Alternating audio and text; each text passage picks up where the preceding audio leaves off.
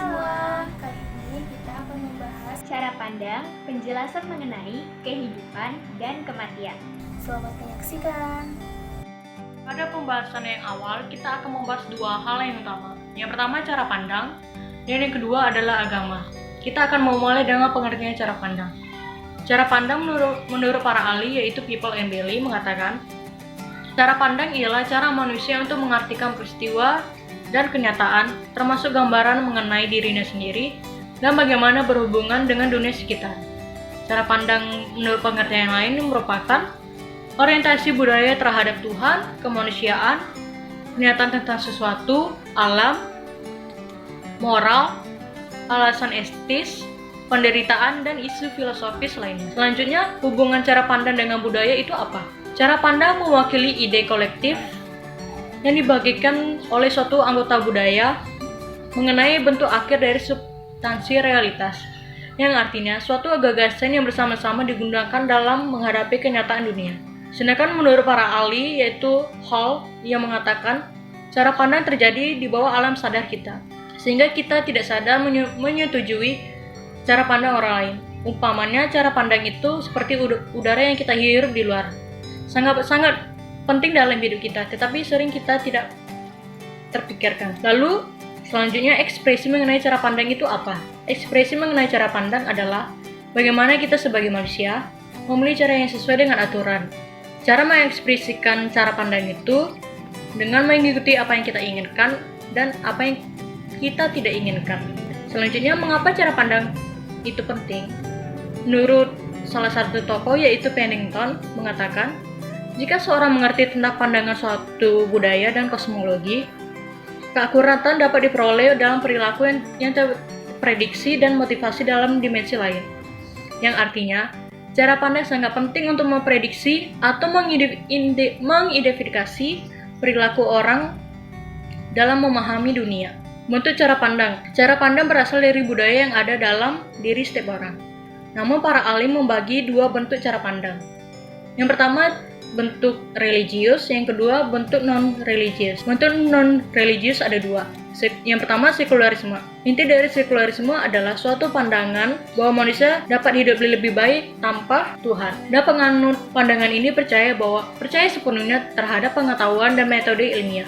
Contoh frasa atau kata gabungan yang memiliki arti sama dengan sekularisme yaitu ateisme, agnostik, deisme, dan humanisme sekuler. Yang kedua, spiritual sebagai cara pandang. Spiritual dengan agama sangatlah berbeda, karena spiritual menekankan kemampuan sendiri untuk menemukan kedamaian batin. Sedangkan agama sudah menjadi suatu organisasi dan institusi sosial dengan tradisi, kitab suci, dan praktik pemujaan lainnya.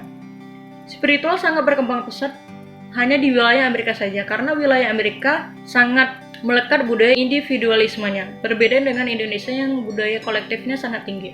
Yang bentuk kedua itu religius, yaitu agama sebagai cara pandang. Pandangan ini dapat diterima secara universal sebagai kebutuhan manusia dalam menghadapi isu penting. Sepenting itu ya secara universal. Karena budaya juga erat dengan kepercayaan dan praktik kepercayaan. Itu tadi mengenai cara pandang. Sekarang kita akan memasuki pembahasan kedua, yaitu agama. Arti penting agama. Kata agama yaitu dalam bahasa Inggris religion berasal dari bahasa Latin, yaitu religare, yang berarti untuk mengikat. Artinya agama mengikat manusia dengan hal-hal sakral. Agama telah mengikat orang bersama-sama dan memelihara cara pandang budaya mereka selama ribuan tahun. Saluran yang digunakan agama melalui institusi seperti gereja, pemimpin spiritual, dan sosial seperti Buddha dan Konfusius atau Konghucu, maupun melalui ajaran Alkitab, Weda, Quran, Torah, dan I Ching. Mengapa sih kita belajar agama dalam komunikasi antar budaya? Ada dua hal yang bisa dijawab. Hal pertama, hubungan antara agama, persepsi, dan perilaku terikat secara implisit, yang artinya mutlak, tidak bisa dipisahkan dalam diri manusia itu sendiri. Dan yang kedua, belum pernah terjadi dalam sejarah perilaku agama tersebar secara luas, relevan, dan bergejolak. Agama dan perilaku. Agama merupakan cerminan perilaku. Contohnya, budaya Barat diikat oleh ajaran Katolik dan Protestan. Ajaran Buddha pada peradaban Sri Lanka. Aliran humanisme terdapat pada budaya Barat modern. Budaya Islam terdapat di Timur Tengah, aliran Ortodoks di Rusia, ajaran Hindu di India, dan lain sebagainya. Sedangkan Protero juga menjelaskan lebih spesifik, yaitu jika ingin terlibat dalam debat mengenai perang Irak, maka seorang perlu mendapatkan informasi tentang jihad dan tradisi martir, yaitu suatu ajaran yang diadopsi oleh Islam di ajaran Kristen Yahudi. Selanjutnya adalah pembahasan mengenai pembelajaran agama dalam abad 21. Di abad 21, yaitu di abad sekarang, begitu banyak segala teknologi dan keterbukaan di sekitar manapun, sehingga membuat kita dapat melakukan transaksi pertukaran budaya satu dengan yang lainnya. Tetapi dengan banyaknya kelebihan itu pasti ada kekurangannya, yaitu terjadi konflik di antara agama. Contohnya yaitu di Nigeria terjadi konflik Kristen dan Islam. Di Amerika banyak sekali perlakuan negatif terhadap kaum muslim. Iran dan Israel masih berperang sampai sekarang, dan banyak lagi kejadiannya. Kesimpulan yang bisa ditarik dalam kita menyikapi atau mempelajari agama dalam abad 21 ini adalah bagaimana kita melihat dan menjalani kehidupan dunia dengan satu hal yang penting, yaitu pembelajaran komunikasi antar budaya. Karena, seperti yang dikatakan Pak Den, belajar tentang agama berarti mempersiapkan kita untuk memasuki tempat dan kebiasaan lain dan berbagai versi yang sakral dan maupun tidak sakral, dan menerjemahkan dan menghargai bahasa dan perilaku yang berbeda. Bagaimana kita memilih cara pandang dalam belajar?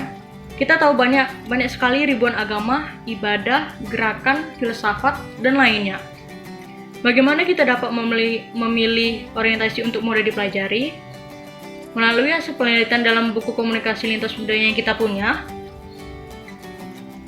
menemukan jawaban dengan melihat 3 hal. Yang pertama, pengikut, penyebaran aliran, dan relevansinya dalam kehidupan kita. Demikian, kita dapat langsung menyatakan bahwa cara pandang seseorang itu dengan lainnya berbeda berdasarkan 3 kriteria yang tadi. Akhirnya muncul 6 agama tradisional yang relevan hingga sekarang, yaitu Islam, Kristen, Katolik, Buddha, Hindu, Konghucu atau Konfusius. Tadi itu sudah dibahas mengenai agama. Sekarang kita akan membahas persamaan agama. Memang agama berbeda-beda cara pandang dan pernyataan mengenai kebenaran. Namun tujuannya satu, yaitu ingin mengajarkan dan menuntut manusia pada kebaikan. 5. Persamaan agama di dunia. Yang pertama dimulai spekulasi. Spekulasi merupakan pernyataan mengenai awal mula bumi dibentuk, kehidupan dimulai, jalan menuju kematian yang berisi surga dan neraka, untuk apa manusia diciptakan, dan mengapa ada penderitaan dan hal-hal lainnya. Yang kedua, kitab suci merupakan sumber prinsip penting dan batu uji dalam pembentukan suatu doktrin. Yang ketiga adalah ritual, merupakan tindakan simbolis kita yang mewakili arti religius yang diturunkan dari satu generasi ke generasi lainnya. Yang keempat ada etika, patokan dalam tindakan serta berpikir untuk melakukan yang benar dan yang salah. Dan yang terakhir adalah tempat perlindungan yang aman. Ini bukan berbicara mengenai tempat, gedung, atau hal-hal yang bisa kita lihat, tapi perlindungan secara jiwa dan roh agar manusia kuat dalam menghadapi badai hidup. Kita masuk pada agama Kristen atau kekristenan. Secara historis, ada 3 cabang utama kekristenan. Yang pertama, Gereja Katolik Roma, lalu yang kedua ada Gereja Ortodoks Timur, dan yang ketiga ada Protestan yang terdiri atas sejumlah denominasi seperti Baptis, Presbyterian, Metodis, Lutheran, dan Episkopalian. Lalu kita masuk pada asumsi dasar. Asumsi dasar dalam agama Kristen ini terdapat 3 prinsip dasar ajaran kekristenan. Yang pertama, semuanya mengarah pada pandangan yang diajarkan oleh pengikutnya. Lalu yang kedua, cara hidup. Dan yang ketiga, komunitas manusia. Ketiga fitur utama ini berakar pada ajaran teologi Kristen. Kita masuk pada manifestasi budaya. Yang pertama ada ibadah yang terorganisir. Bagi umat Kristen, gereja memiliki banyak peranan. Gereja tidak hanya menjadi tempat ibadah dan merupakan tempat yang kudus, tetapi juga merupakan suatu komunitas atau tempat di mana orang-orang berkumpul dalam kelompok dan berbagi identitas yang sama. Lalu yang kedua ada individu. Dalam budaya dengan nilai individualisme, kekristenan adalah agama yang menyerukan adanya hubungan personal dengan Tuhan. Lalu yang ketiga ada tindakan. Dalam agama kekristenan ini, tindakan yang dilakukan oleh umat Kristen mengikuti seluruh budaya Barat, karena memang dari awalnya budaya Kristen ini muncul di dalam budaya Barat. Lalu ada masa depan. Ideologi Kristen merupakan pandangan yang positif dan optimis terhadap masa depan. Kepercayaan bahwa segala sesuatu akan lebih baik di masa yang akan datang. Lalu yang terakhir ada keberanian. Keberanian merupakan salah satu warisan yang kuat dari budaya Amerika atau budaya Barat. Karena Kristen bermula dari budaya Barat, maka keberanian ini menjadi salah satu manifestasi budaya di dalam agama kekristenan. Lalu kita masuk pada pandangan tentang kematian. Pandangan mengenai kematian ini, agama Kristen banyak mengambil dari kitab suci yang terdiri dari Perjanjian Lama dan juga Perjanjian Baru, di mana di dalam kitab tersebut dijelaskan bahwa kepercayaan adalah kehidupan kekal dan bahwa keselamatan hanya mungkin melalui Sang Pencipta yang Maha Pengasih. Jadi umat Kristen percaya bahwa kehidupan kekal merupakan salah satu kematian.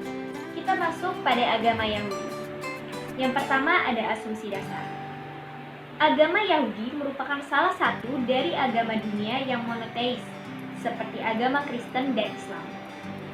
Dari semua agama monoteis yang ada, adalah pandangan tentang universalisme, yang berarti suatu kepercayaan yang akan adanya satu Tuhan saja, dan Tuhan inilah yang menjadi Tuhan atas umat manusia. Pandangan Yahudi dinyatakan dalam sejumlah konsep dasar iman. Yang pertama, orang Yahudi mempercayai satu Tuhan yang universal dan kekal, menciptakan dan berdaulat atas semua yang ada. Lalu yang kedua, manusia merupakan makhluk yang suci dan baik dan diberikan kehendak bebas. Lalu yang ketiga, tidak mempercayai akan adanya dosa yang asli. Lalu yang keempat, seseorang harus taat kepada Tuhan pemberi perintah dalam Torah.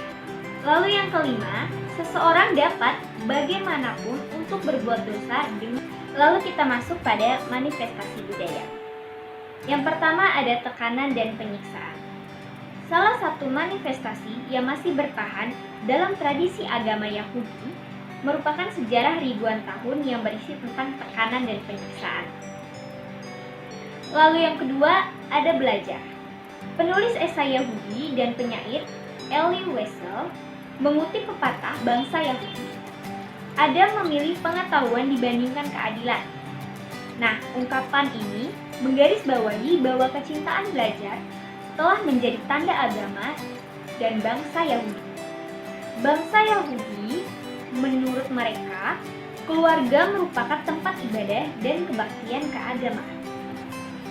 Satu cara mengatasi kesulitan yang terjadi berabad-abad adalah dengan berpaling ke masalah batin dan keluarga untuk mencari kekuatan dan keberanian. Lalu ada keadilan. Mengejar keadilan merupakan manifestasi lain dari kepercayaan agama Yahudi. Begitu pentingnya ajaran dasar ini, sehingga Smith percaya bahwa peradaban Barat banyak berhutang budi pada Nabi Yahudi terdahulu dalam membentuk pandangan mengenai keadilan sebagai prinsip utama dalam mempertahankan tatanan sosial. Kita masuk pada pandangan tentang kematian. Hal yang menarik tentang agama Yahudi dan kematian adalah tidak adanya penjelasan sederhana mengenai pandangan mereka tentang kehidupan setelah kematian. Namun, bangsa Yahudi, agama Yahudi dibagi menjadi dua, yaitu Yahudi Ortodoks dan juga Yahudi Reformasi. Yahudi Ortodoks ini lebih percaya akan kebangkitan tubuh dan kehidupan setelah kematian. Sedangkan Yahudi Reformasi biasanya percaya bahwa seseorang hidup melalui prestasi mereka atau dalam kenangan orang lain. Nah, bagi bangsa Yahudi, kematian merupakan proses alami dan tidak dianggap sebagai musuh. Islam merupakan agama yang paling cepat tersebar di seluruh dunia. Sejumlah besar umat muslim, hampir 80%-nya tinggal di luar Arab. Sejak zaman Nabi Muhammad SAW, Islam mulai disebarluaskan di seluruh dunia. Bahkan hingga beliau wafat pun, syiar agama Islam masih tetap diteruskan dan dilakukan oleh khalifah dan para pemimpin dinasti Islam lainnya. Di Indonesia sendiri ternyata pertama kali perkenalkan Islam itu pada saat dinasti Umayyah mendirikan pangkalan perdagangan di pantai barat Sumatera. Nah, Indonesia yang terkenal akan rempah-rempahnya sehingga banyaknya pedagang dari penjuru dunia tertarik untuk berdagang di Indonesia. Nah, salah satunya pedagang dari bangsa Arab, Gujarat, Persia juga ikut berdagang di sana. Tidak hanya berdagang, ternyata mereka juga mendakwakan agama Islam ke penduduk sekitarnya. Asal-usul agama Islam yang diungkapkan oleh Woodward pada ribuan tahun lalu, jadi bangsa Arab itu merupakan penganut politeis yang artinya memuja dewa-dewa. Mereka nggak punya yang namanya sejarah kata mereka dengan satu Tuhan. Mereka nggak punya kitab suci, mereka nggak punya nabi, mereka nggak punya bahasa suci. Nah, terus kapan dibentuknya agama Islam? Sebenarnya agama Islam sendiri itu ada sejak ribuan tahun lalu juga, tapi belum sesempurna sekarang. Nah, sejarah awal kesempurnaan agama Islam ini terjadi dimulai sejak Nabi Muhammad SAW itu dewasa. Beliau mengasingkan diri di dalam gua yang bernama Gua Hiro. Pada saat itu, malaikat Jibril turun langsung kepada Nabi Muhammad dan menampakkan dirinya, berkata kepada beliau bahwa Allah itu telah memilihnya untuk menjadi utusannya. Pada saat itu, Nabi Muhammad juga mendapatkan wahyu untuk pertama kalinya yang disebut dengan surah Al-Alaq, artinya bacalah. Di dalam buku Komunikasi Lintas Budaya, ada pun asumsi dasar yang dianut oleh agama Islam. Yang pertama, satu Tuhan. Artinya, Islam menyatakan bahwa Tuhan itu hanya satu. Di dalam Al-Quran pun sudah dikutip bahwa Dialah Tuhan. Tuhan kepada siapa setiap umatnya berseru. Ia tidak beranak, tidak perlu diperanakan, dan tiada Tuhan selain Allah. Jadi umat Islam percaya bahwa memang tidak ada Tuhan selain Allah. Dan dosa yang paling besar ini adalah menyekutukan Allah atau menduakan Allah, berpaling dari Allah untuk menyembah barang-barang ataupun benda-benda lainnya. Asumsi dasar yang kedua adalah tunduk. Daniel dan Mahdo menuliskan sinopsis mengenai kepercayaan ini. Jadi Islam sendiri berarti tunduk pada Tuhan dan kehendaknya. Nah, maksudnya tunduk di sini itu adalah patuh terhadap perintah Allah dan menjauhi larangannya gitu. Elemen utama yang ditunjukkan dari rasa tunduk ini adalah banyak umat Islam yang patuh untuk melaksanakan 5 rukun Islam. Asumsi dasar yang ketiga adalah fatalisme, yang artinya betapa besar kepercayaan umat muslim kepada Tuhannya, yaitu Allah. Jadi umat muslim itu menganggap bahwa apa yang terjadi pada dirinya pada saat itu juga adalah kehendak Allah, kuasa Allah. Contohnya,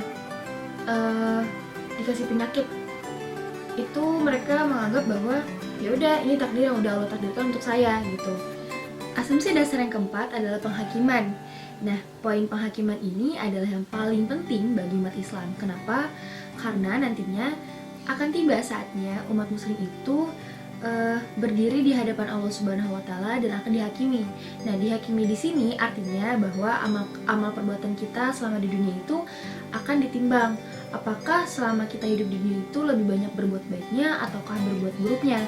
Nah, jika banyak berbuat buruknya akan dimasukkan ke dalam neraka, dan jika banyak perbuatan baik akan dimasukkan ke dalam surga. Bani Sunni dan Syiah atau yang biasa kita sebut sekarang itu Syiah. Jadi sebenarnya Bani Sunni dan Syiah ini adalah dua kelompok yang memperdebatkan siapakah yang akan meneruskan khalifah setelah Nabi Muhammad itu wafat. Jadi untuk Muslim Sunni ini menginginkan pengganti Nabi Muhammad itu dipilih, sedangkan Syiah atau yang biasa kita kenal dengan sebutan Syiah berpikir bahwa pengganti Nabi Muhammad ini harus dari garis keturunan melalui kayak menantu Nabi Muhammad kayak gitu. Nah, percabangan ini tuh yang mengakibatkan yang namanya perang teologis gitu, bentrokan teologis dan fisik antar dua kelompok tersebut gitu. Walaupun umat muslim tersebar di hampir seluruh dunia, tetapi mereka memiliki rasa solidaritas yang tinggi loh, karena mereka percaya bahwa banyaknya umat muslim yang tersebar di seluruh dunia adalah keluarga. Aspek yang menyatukan seluruh umat Islam yang ada di penjuru dunia adalah 5 rukun Islam. Yang pertama, syahadat. Kata syahadat ialah tidak ada Tuhan selain Allah dan Nabi Muhammad adalah utusan Allah. 2 kalimat di atas menyatakan bahwa seseorang menerima ide tentang hanya ada satu Tuhan selain Allah dan Nabi Muhammad itu adalah utusan Allah. Yang kedua, sholat. Sholat ini adalah ibadah yang paling utama dilakukan oleh umat Islam. Dilaksanakan 5 waktu. Yang pertama adalah subuh, zuhur, asar, maghrib, dan isya. Lalu yang ketiga ada puasa. Jadi selama puasa umat Islam diharapkan untuk bisa melawan hawa nafsunya, untuk tidak makan, tidak minum, tidak melakukan hubungan, dan tidak merokok, maupun melawan emosi-emosi yang ada pada dirinya. Yang keempat, ada zakat. Zakat ini merupakan bentuk perhatian kepada orang yang lagi membutuhkan, dan juga zakat merupakan bagian kesetaraan bagi umat Islam. Yang kelima, ada haji. Haji sendiri adalah bentuk perjalanan yang melibatkan beberapa ritual yang sangat simbolis yang didesain untuk membawa umat muslim dekat dengan Allah Subhanahu wa Ta'ala. Nah, misalnya dengan berpakaian ihram yang berwarna putih. Nah, itu menjadikan bentuk kesetaraan. Jadi, saat ibadah haji itu nggak ada yang namanya tua muda, nggak ada yang namanya kaya miskin. Jadi semuanya itu sama rata. Nah, di Islam juga ada yang namanya berjihad. Menurut pembaca Al-Quran dan imam, di sini tuh ada 2 arti dari kata jihad. Yang pertama jihad dalam dan yang kedua itu jihad luar. Apa sih jihad dalam? Nah, di sini dituliskan bahwa jihad dalam ini berhubungan dengan individu dan menjelaskan peranan seseorang individu yang harus berjuang terus-menerus untuk memenuhi kebutuhan batin. Sebenarnya secara harafiah sendiri ini jihad itu artinya adalah berjuang gitu teman-teman.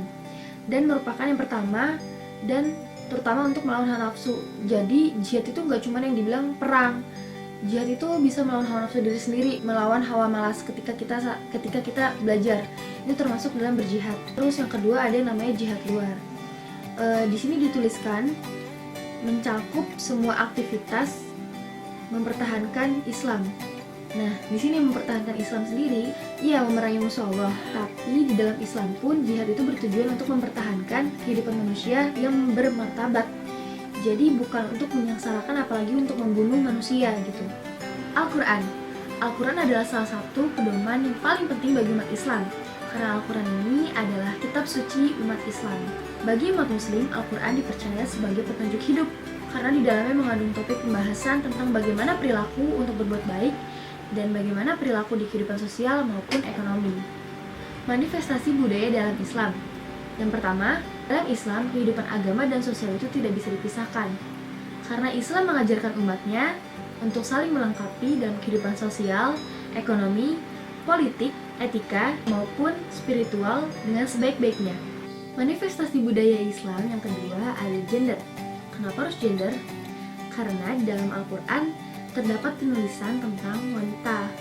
Salah satunya dari cara berpakaian.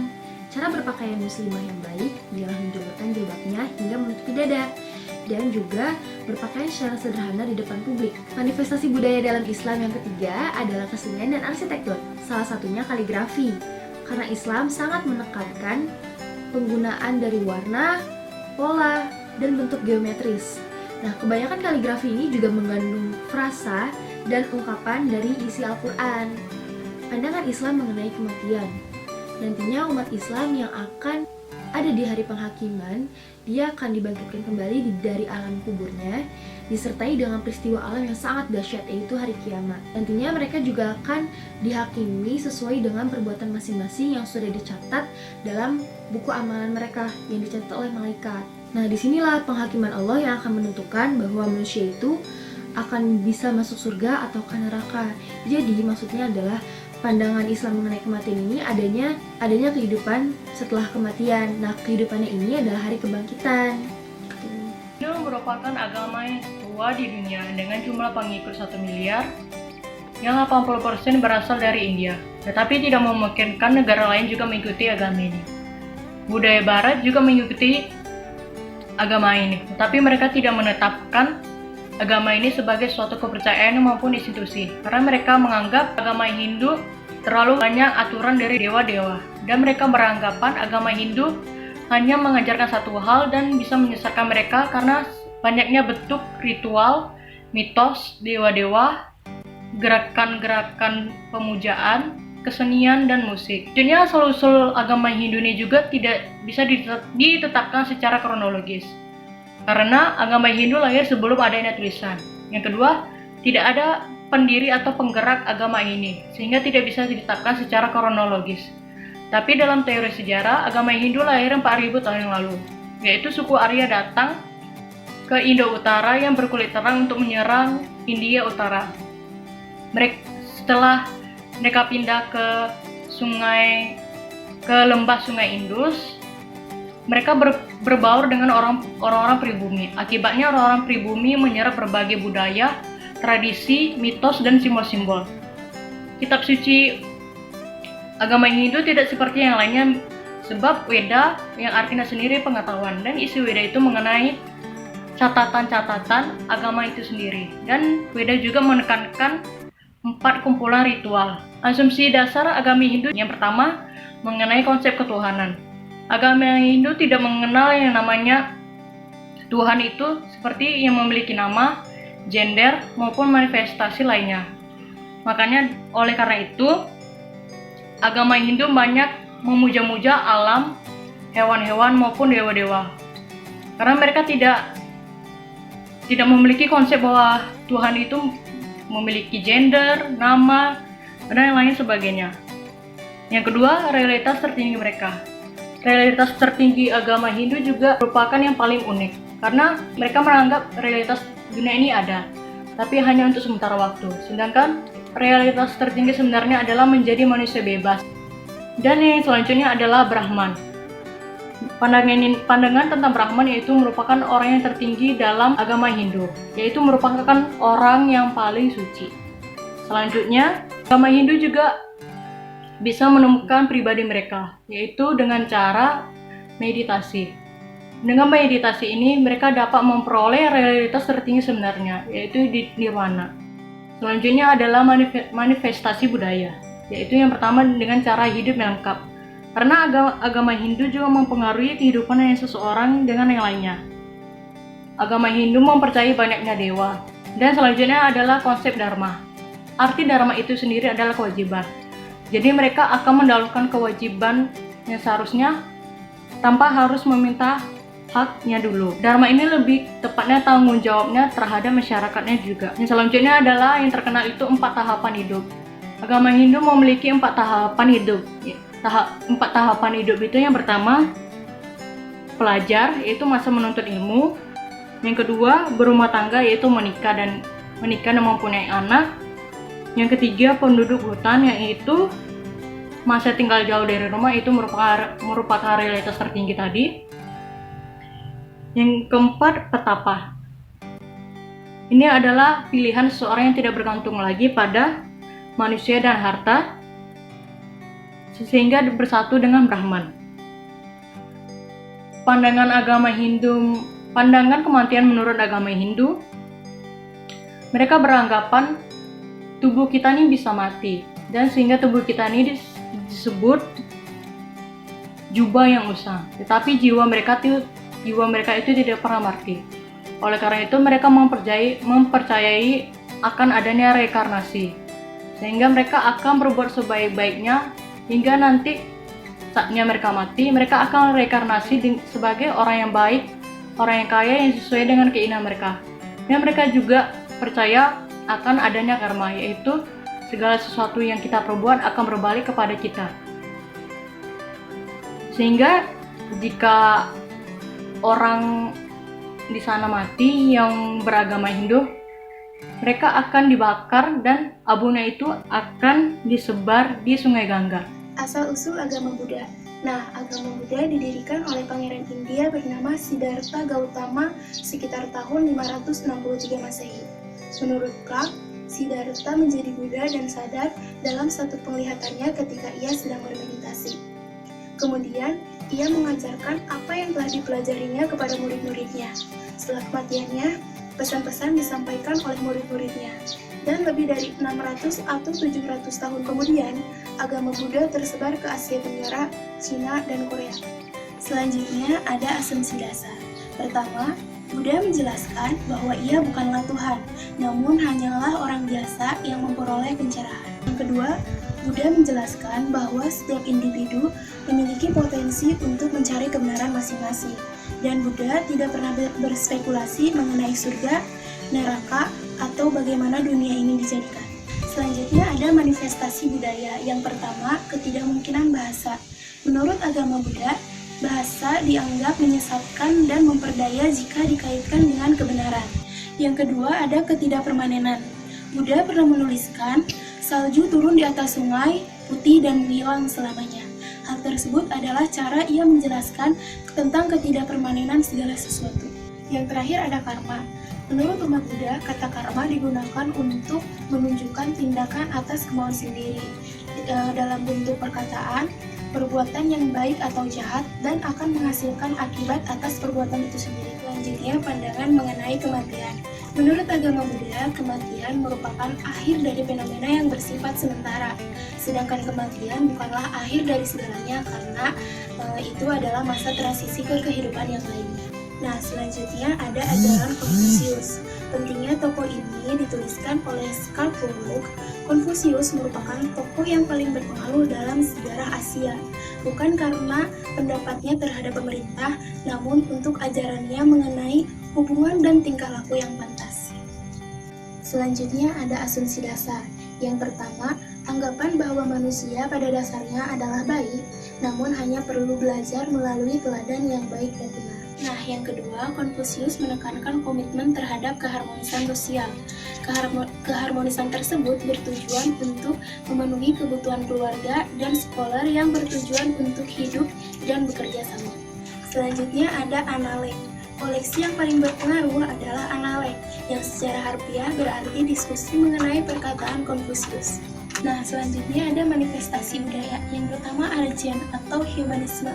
Dasar kepercayaan dalam integritas adalah refleksi dari premis bahwa semua orang pada dasarnya adalah baik, dan Zen berfungsi sebagai cermin kebaikan tersebut. Nah, selanjutnya ada Li atau ritual, upacara, kesopanan, dan konvensi. Li merupakan ekspresi dari perilaku baik. Pada masa kontemporer, Li merupakan tindakan seperti tidak memotong pembicaraan atau menunduk sebagai sapaan. Selanjutnya ada Te atau kekuatan. Bagi Konfusius, Te merupakan kekuatan yang digunakan untuk kebaikan. Dan ia percaya seorang pemimpin harus memiliki karakter yang baik dan berkorban untuk kebaikan. Nah, yang terakhir ada Wen atau karya seni. Bagi Konfusius, seni adalah cara untuk menghasilkan kedamaian dan alat untuk mengajarkan pendidikan moral.